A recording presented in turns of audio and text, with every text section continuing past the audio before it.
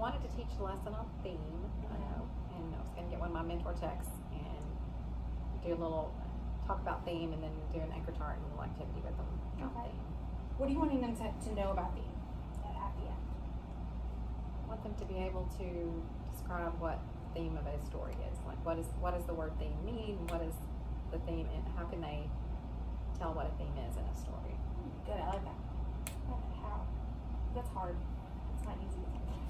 It is, I'm my third grade, so I have a lot of trouble with that. So, you said you mentioned the mentor text. What else are you thinking of doing other than like a anchor chart? Probably just a worksheet, like a worksheet with them to have to read a passage and tell the theme. I don't know yet, but that's kind of what I was thinking. Okay, cool. Do you know what are you planning on doing one text? Do you need help finding another text? That would be good, yeah. Okay, cool. Alright, so I got a couple questions for you. So you mentioned that you want them to know what theme is. Why did you decide to do theme? Well, I know it's one of our standards for fourth grade. They'll be able to tell the theme of the literary text. Okay. Have they been having trouble with that in the past? Yeah, we haven't really worked on it real specifically, but they do have trouble with any kind of thing like that, taking the text and telling what it means. I mean, they just want to be real literal, so it's hard for them to get a meaning out of it or what they think it's talking about. So. Okay. How did they do on like main idea and detail? Pretty good. I got to where they're pretty good at main idea and detail and summarizing. Some of those I've done really well with.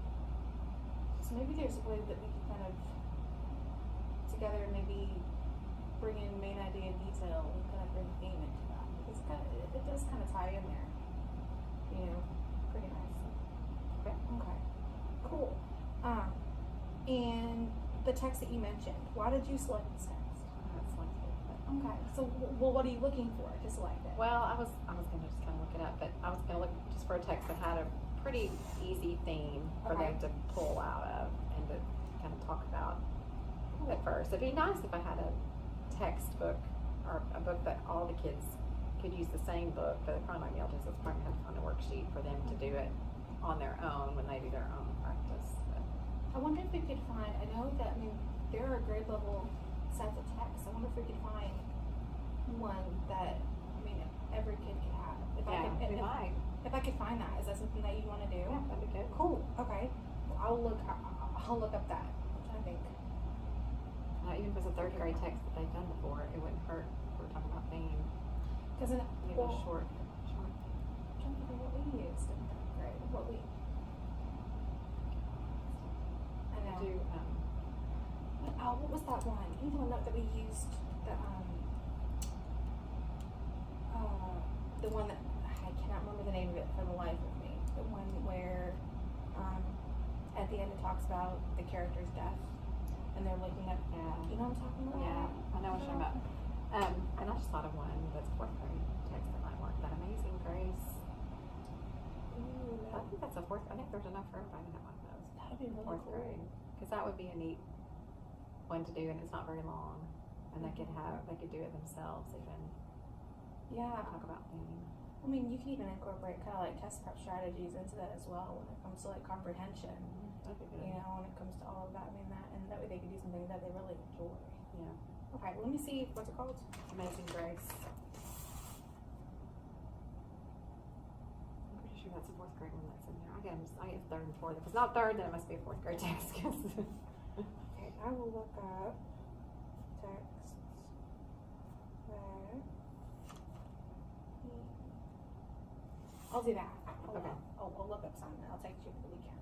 So that sounds good. Yeah. Okay, I'll see if I can find any more. So what, kind of sum it up, I just have two more questions. So what do you know about your students as writers and readers? What are their strengths? What are their weaknesses?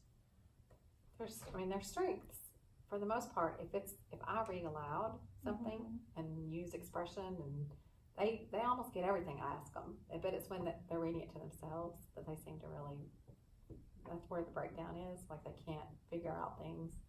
Why is that, you think? There's just not, many of them are not good. Now, some of it's laziness, When it's read aloud, it's just fed to you, you know. Yeah. Some of it's laziness, some of it's getting distracted when they're at their seat, and then some of it's just not, they don't have a really good ability to read. So that fluency is kind of, yeah, that's really hard. And it's hard for them, especially since you can tell, because I mean, they love it when they're talking to you. They want it, they crave it.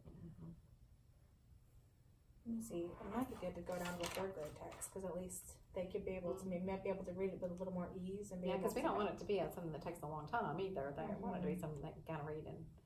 I mean, at that point, I think a picture book would be really cool with that. I mean, because you get a lot of those clues within. I mean, a lot of ones that are great with theme with British.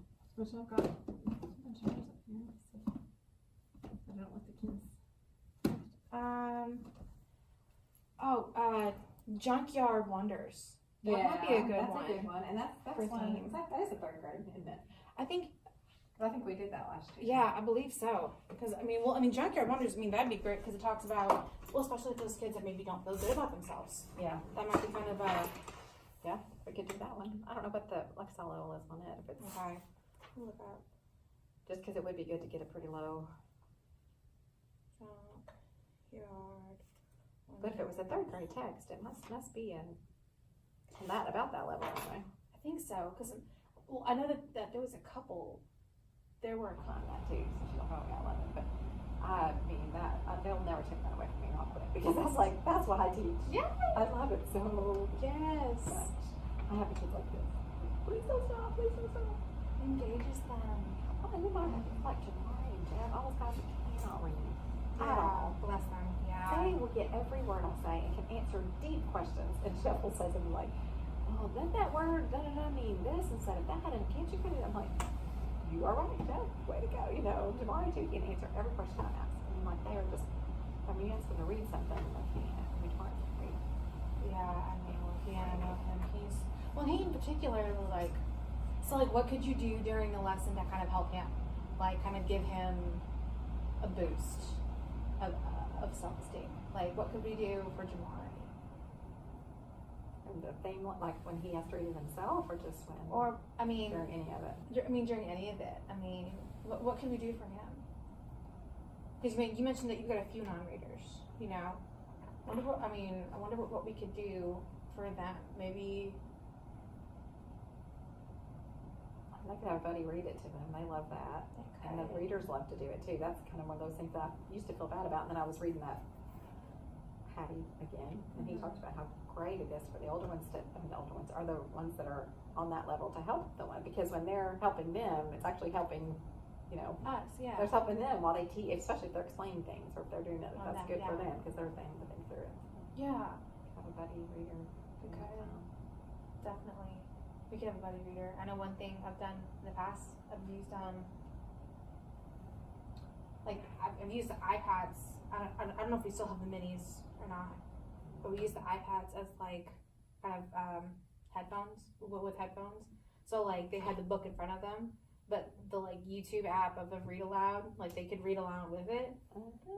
And so I don't know. I don't think about that too. I could do that on the computer on their book. I mean, just something. I mean, where they have the book in their hand like everybody else, but they may have a little bit more help, you know, with. Yeah, I didn't think about that. I looked at Epic before to see if they have most of the books they don't have, you know, because I've looked at that thinking, oh, they read it to them. Yeah, that's a good idea. I could do that. Or there's Audacity. If you want them to kind of stop and think in a certain area, there's Audacity where you can record yourself reading the book, and you can make it. You could put it somewhere, put it on like an MP3.